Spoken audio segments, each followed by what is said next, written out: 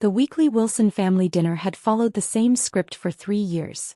My brother James showing off his latest luxury purchase, my sister-in-law Rachel dropping hints about their Hamptons vacation home, and my parents beaming with pride at their successful son while casting concerned glances at their struggling daughter.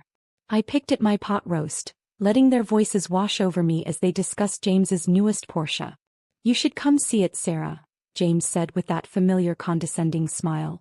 "I'd offer to take you for a ride, but—" He gestured at my simple clothes, leaving the insult unspoken. "Thanks, but I have meetings with some property managers tomorrow," I replied. Rachel's perfectly plucked eyebrows rose. "Still managing that little apartment building downtown?" They only knew. That little apartment building had been my first purchase, bought with every penny I'd saved from 5 years of living frugally while working in real estate. What my family didn't know was that it was just the beginning. "Something like that," I murmured, taking a sip of water. "Honey," Mom leaned forward with worried eyes, "you know we're concerned.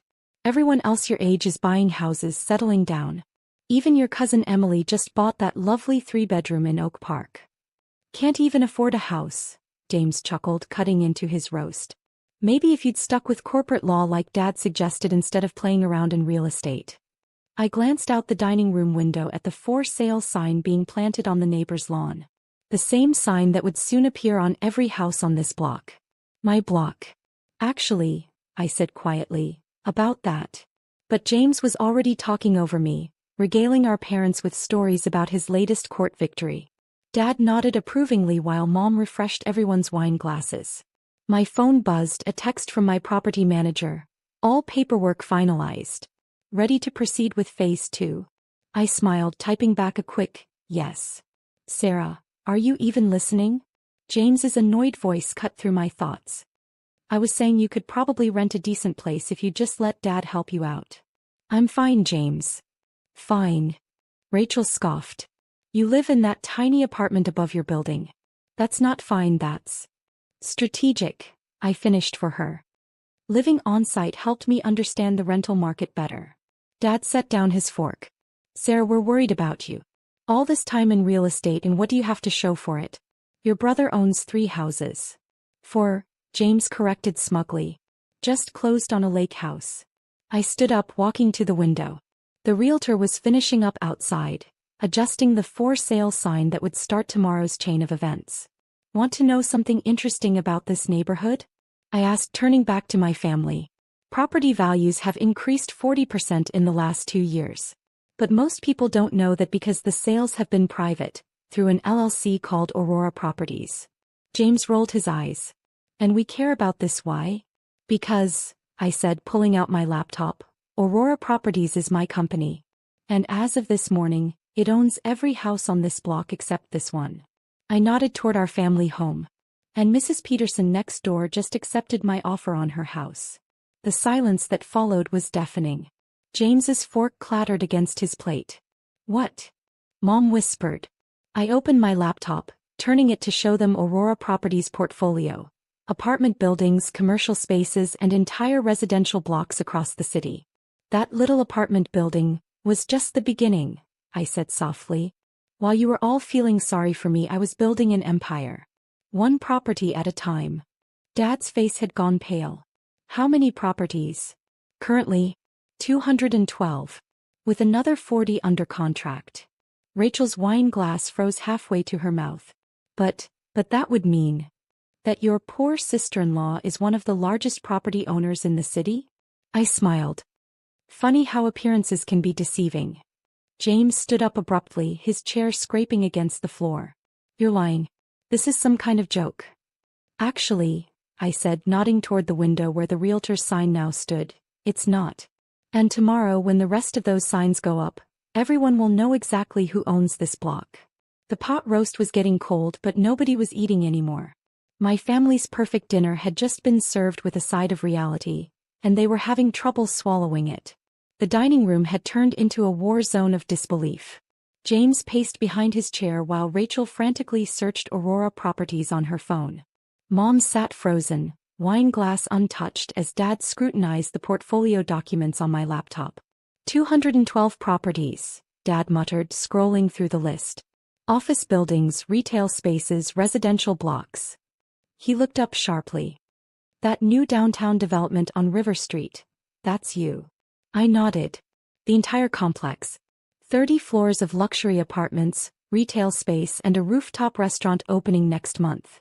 But that's $100 million project. James exploded. There's no way. Actually, I cut in, pulling up another document. It's closer to 150. And it's already 90% pre-leased. Rachel's phone clattered onto the table. She's telling the truth, she whispered to James. Aurora Properties is everywhere. How did we not know? Because you never asked, I said simply. You were all too busy feeling superior to actually pay attention to what I was doing. Mom found her voice at last. But sweetheart, you live so immodestly. Your clothes, your car. Because I was investing everything, I explained. Every penny of profit went back into the business. While James was buying Porsches, I was buying buildings. With what money? James demanded. You couldn't have had that kind of capital. I smiled, remembering all the nights I'd spent analyzing market trends, all the weekends spent renovating that first building myself. Remember that little apartment building? I leveraged its success to buy 2 more. Those led to 5 more. Then 10. Each property generating revenue, each revenue stream funding the next purchase. I turned to James. While you were bragging about your 4 houses, I was quietly acquiring entire neighborhoods. Dad closed my laptop slowly. Why didn't you tell us? The question hung in the air, heavy with years of dismissal and condescension. Would you have believed me? I asked. 3 years ago at Thanksgiving I tried to tell you about my first major commercial acquisition.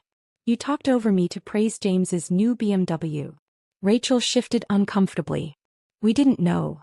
No, I agreed. You didn't want to know. It was easier to see me as the struggling daughter who couldn't afford a house than to actually look at what I was building. James had stopped pacing, his face a mix of shock and something else, respect maybe or fear. The signs, he said suddenly. You said more are going up tomorrow? I nodded. Every house on this block except ours will have an Aurora Properties sign by morning. The neighborhood's being rezoned for mixed-use development. Mom gasped. You're going to tear down the houses? Not tear down, transform. Modern townhouses, boutique retail, green spaces. Property values will triple. I paused, meeting each of their eyes. Including yours if you stay.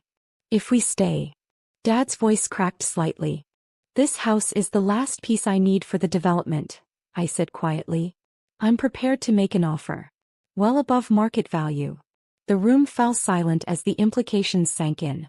Their comfortable family home, their familiar neighborhood, all of it was now under my control. James sank into his chair. All this time, while we were laughing at you. You were living above that building to save money, Mom whispered, realization dawning. Not because you had to, but because you chose to. Smart investing isn't about showing off wealth, I replied. It's about creating it. I stood up, gathering my laptop. The pot roast had gone cold, but I wasn't hungry anyway. Tomorrow would bring enough food for thought.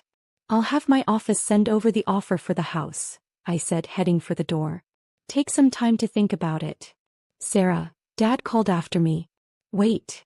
I turned back, seeing my family in a new light, not as the judges of my worth, but as people finally facing their own misconceptions. Yes. Your brother's lake house. He started. I smiled. Is part of a waterfront development Aurora Properties is acquiring next month. I opened the front door, pausing for effect. Funny how things work out, isn't it? The next morning, my office overlooking the city buzzed with activity as the Aurora Properties signs went up across my family's neighborhood. My phone had been lighting up since dawn, first with messages from neighbors, then local news outlets, and finally my family. Miss Wilson, my assistant Lisa poked her head in. Your brother is here. I looked up from the development plans spread across my desk. Send him in. James entered, but not with his usual swagger. He looked different in the morning light of my corner office. Smaller somehow, less certain.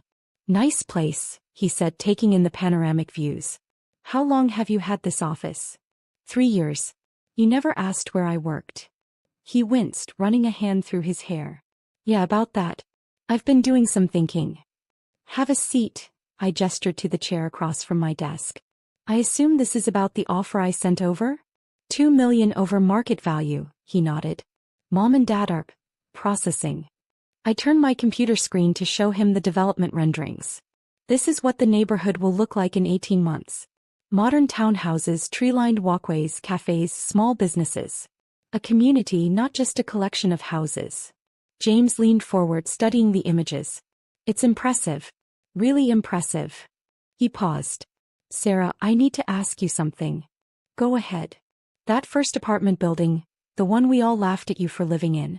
Was that really the start? I pulled out an old photo from my desk drawer. See that?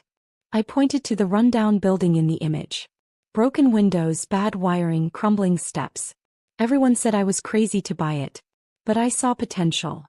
And now. I showed him recent photos of the same building restored to its historic beauty, with a waiting list of tenants eager to live there. Now it's the cornerstone of Aurora Properties' philosophy. Find the potential others miss. Build value where others see decay. Create communities where others see just buildings.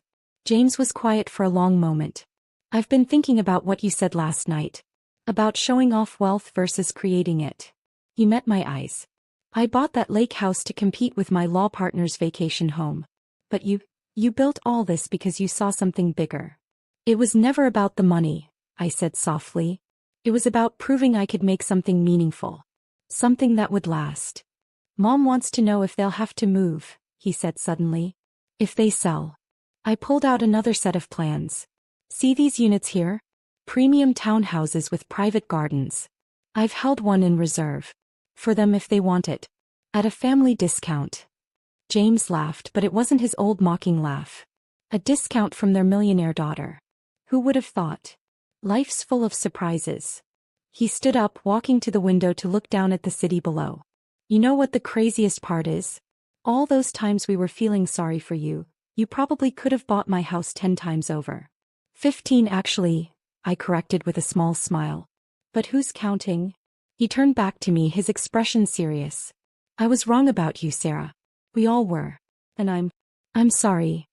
The words hung in the air between us, bridging a gap that had grown wider with each dismissive comment, each condescending glance. You know, I said, I'm looking for someone to handle the legal side of Aurora's expansion. Someone who knows real estate law, who might want to be part of building something bigger than themselves.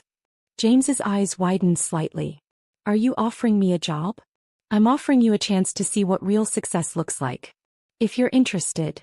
He looked around my office again, seeing it with new eyes. The poor sister I pitied is offering me a job. Life has a way of teaching us humility, I said, standing up. Sometimes it just takes a few well-placed real estate signs to deliver the lesson. From my window we could see the Aurora Properties signs glinting in the morning sun, marking the beginning of a new chapter, not just for the neighborhood but for our family. So, I asked, are you ready to be part of something bigger than a lake house? James smiled, extending his hand. I think it's time I learned what real estate is actually about. I took his hand, sealing more than just a business deal. Sometimes the greatest achievements aren't the buildings we acquire, but the bridges we build, even with those who once looked down on us. Welcome to Aurora Properties, I said. Let's build something worth keeping.